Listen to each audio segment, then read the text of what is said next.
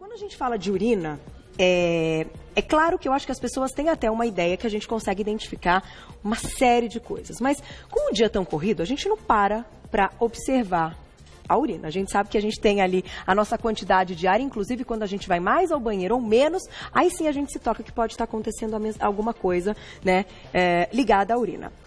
Para abrir o nosso papo, a minha pergunta é a seguinte. O que a gente tem que, assim... Vamos falar da primeira urina do dia, porque dizem que é uma urina importante para a gente observar certos aspectos que tem a ver com o nosso assunto de hoje. É verdade isso? Em parte. A primeira urina do dia, normalmente, ela é mais concentrada, né? Tá. Ela pegou desde a hora que você foi dormir, normalmente 6, 7, 8 horas. Então, ela tem essa tendência de ser mais escura do que as outras. E ela tem uma concentração de um período maior. Tá. Então, alguns exames pedem para usar essa urina. Exatamente, por isso que eu te perguntei, dessa parte de ter ficado um tempão sem urinar. Sim, e não tem grandes variações conforme o seu dia, né? Porque a urina da manhã é diferente depois de você tomar um pouco de água, fazer suas atividades, é diferente da urina da tarde, da urina da noite, pode dar diferença. Por isso que os laboratórios têm essa preferência por esse tipo de urina. Da primeira do dia. Da primeira. Vamos começar falando do primeiro aspecto, que é o tom da urina. O que o tom nos mostra? A gente tem até aqui algumas demonstrações, mas vamos falar aí do que é saudável e o que pode ser alguma complicação. Bom, primeiro tem vários tons aqui. Acho que só está faltando o verde. É verdade. Mas os tons normais de urina, vamos falar que são tons que o paciente ele pode apresentar sem ter necessariamente uma doença, tá. São esses 3 primeiros. É isso aqui. Isso aqui é o real, né? Isso é o real, sendo que o mais próximo do comum é essa daqui, né? Que é uma urina cor de guaraná, um pouco mais claro do que isso. E varia conforme o grau de hidratação. Esse paciente tomou muita água, fica clarinha. Fica clarinho. Não é ruim que a urina seja dessa cor, mas quanto mais próximo dessa ou dessa tiver, melhor. Ao passo que a urina dessa cor, ela pode ser normal ainda, mas já é uma urina mais concentrada. Toda vez que o paciente urinar e sair dessa cor, a primeira coisa que ele tem que pensar é talvez eu esteja desidratado. Tá. Né? Então, quando já parte para essa aqui, né? Quando já parte para essa cor. Tá. No fundo, tem que pensar que o rim é um filtro, né? Então ele vai filtrando todo o nosso sangue, e se tem mais água nesse sangue, isso significa que você está ingerindo mais água, tá. Você tem uma urina mais clara. Se você tem uma urina mais concentrada, está faltando água, a urina fica mais escura. Perfeito. Né? Só que aí te pergunto, o aspecto, a coloração é algo que pode chamar a atenção e falar, então vou beber mais um pouquinho para ver se ela vai clareando. Se clarear é porque está normalizando.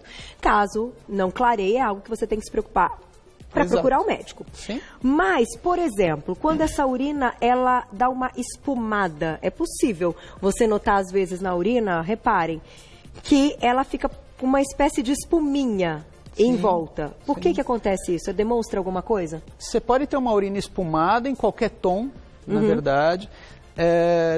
Depende um pouco dessa espuma. Se você... Depende do jato. Se você tiver um jato muito forte, você pode espumar só pelo fato dela se voltar no vaso. Perfeito. Né? Então depende um pouco da força. Agora, urina muito espumosa, que parece que você colocou detergente, ela já é uma urina que tem que chamar a atenção do paciente, porque isso pode ser alteração da função do rim. O que faz ficar espumoso é a quantidade de proteína. Né? Então o rim, como bom filtro, quando ele começa a escapar a proteína, porque para o corpo não é legal perder proteína. Então quando o rim ele não filtra e pega aquela proteína de volta para o corpo, ou seja, ele acaba eliminando proteína na urina, essa proteína faz com que a urina fique espumosa. Né? Entendi. Mas então seria um excesso de proteína naquele organismo. Basicamente sim. Normalmente são bolhas que formam grandes no vaso, que chamam muita atenção do paciente. Então tem alguns pacientes que falam, minha urina está saindo espumosa, mas quanto espumosa? Porque normalmente a alteração renal é bastante espumoso, não não são bolinhas baixas. Entendi. Né? Mas é interessante para as pessoas ficarem atentas, principalmente atualmente que a gente vê muitos problemas ligados, inclusive a pedra nos rins, que é algo que a gente vai falar também, sim, com o uso excessivo de whey protein, né? Enfim, para quem treina, quem come muita proteína. Então, é interessante a gente tocar nesse assunto até da espuma. A gente tem um videozinho para passar que mostra esse sistema, para a gente entender como isso funciona, como é que é esse filtro aí que é o nosso rim. Na tela, doutor, pode explicar. Então, aqui está mostrando os rins, né? Eles estão mais ou menos na altura das costelas. Então dá para ver a 12ª, a 11ª são as últimas costelas. A gente vê o sangue entrando no rim, sendo filtrado pelo vermelho, voltando pelo azul, e sendo formada a urina. Essa urina descendo nesse tubinho, esse tubinho é o que a gente chama de ureter, e a bexiga lá embaixo por onde ela enche. Aí foi feito um zoom dentro do rim e ia começar a mostrar o processo de filtração, mas numa visão mais micro da coisa. Mas até que a gente não entenderia tanto, né? Sim. Vamos colocar uma perguntinha do público, eu vou deixar uma também para você. Olha lá, quem escreveu pra gente na tela. Mandem, @VocêBonitaTV ao vivo. Maria Eduarda, obrigada. De quanto em quanto tempo, então, é normal sentir vontade de urinar? Existem pessoas que mesmo bebendo bastante líquido podem urinar menos? Pode. O mais comum é urinar mais. 2 em 2 horas, na verdade 3 em 3 horas é o tempo médio que a gente leva para encher a bexiga e esvaziar. É não só normal como saudável.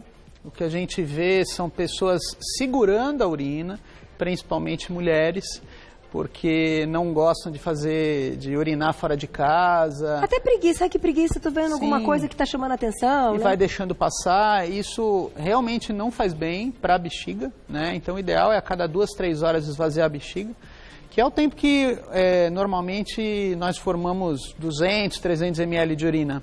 Né? O que acontece é que tem pessoas que vão mais no banheiro, isso é o mais comum, né, que isso tem que ser investigado normalmente por problemas de próstata em homem, ou mulheres que têm algumas contrações na bexiga precisam ser investigadas, que a bexiga contrai sem que ela queira. Alguns motivos para ter urgência.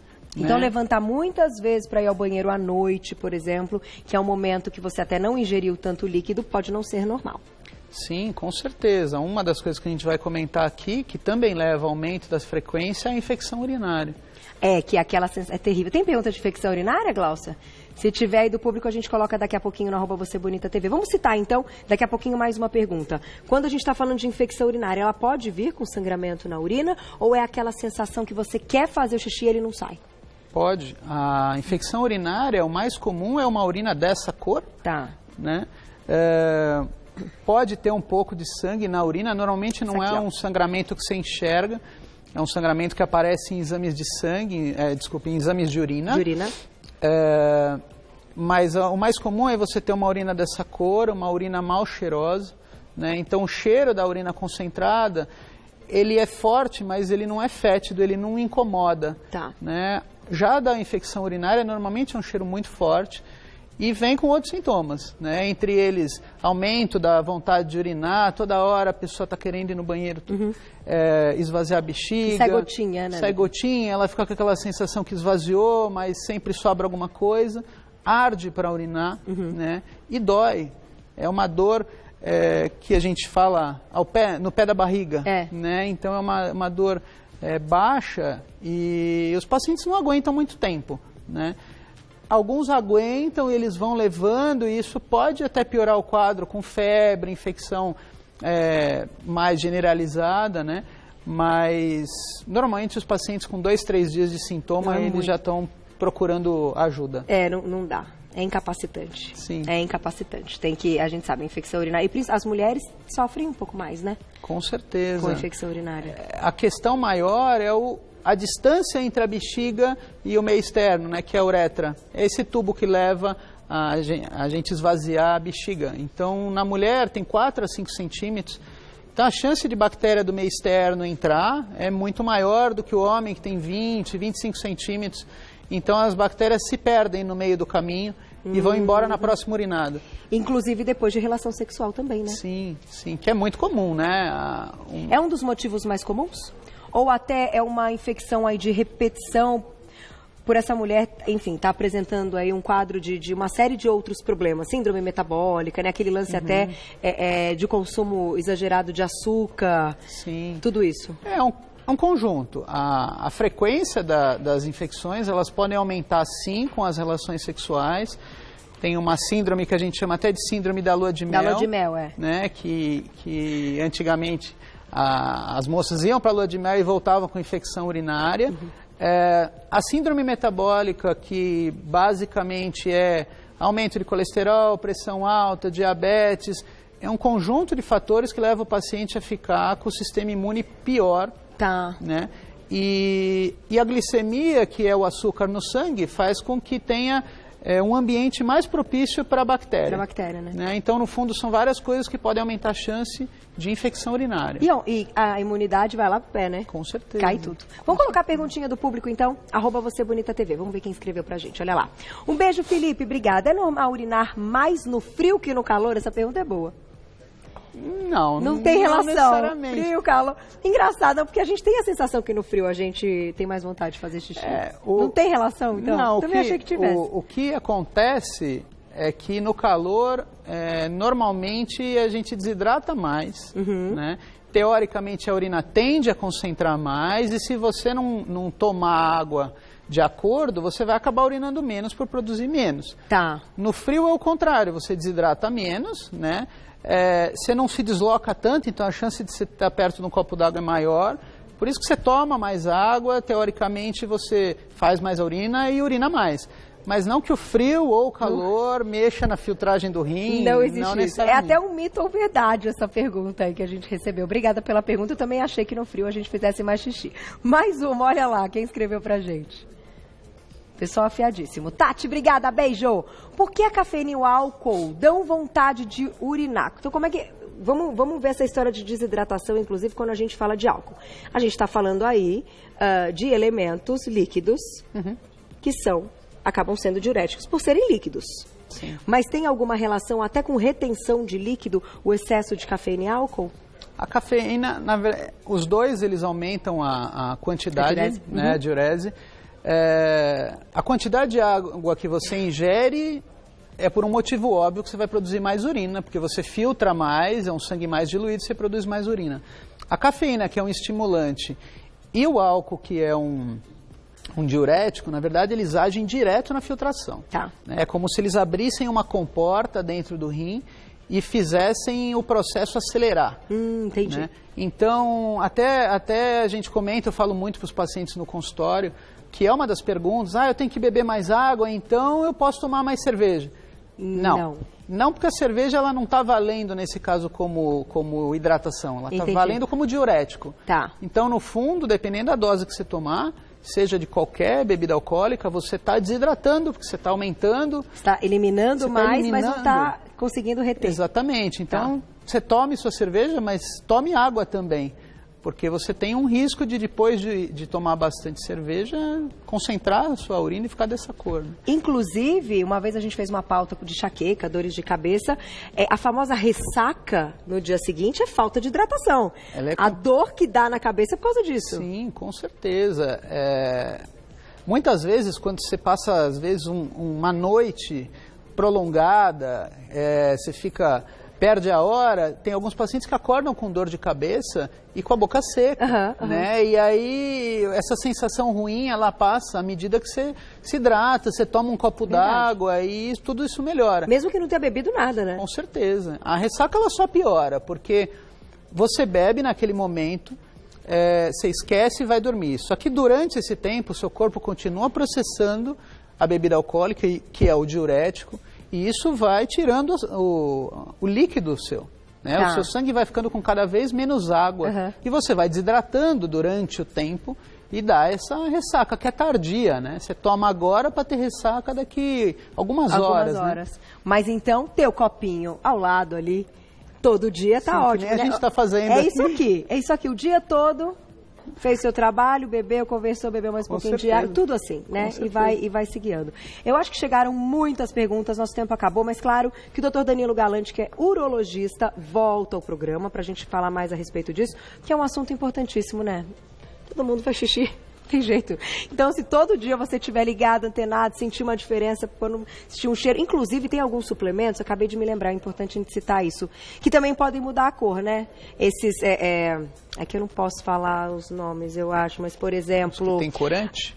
Alguns estimulantes para queima de gordura em exercício. Tem.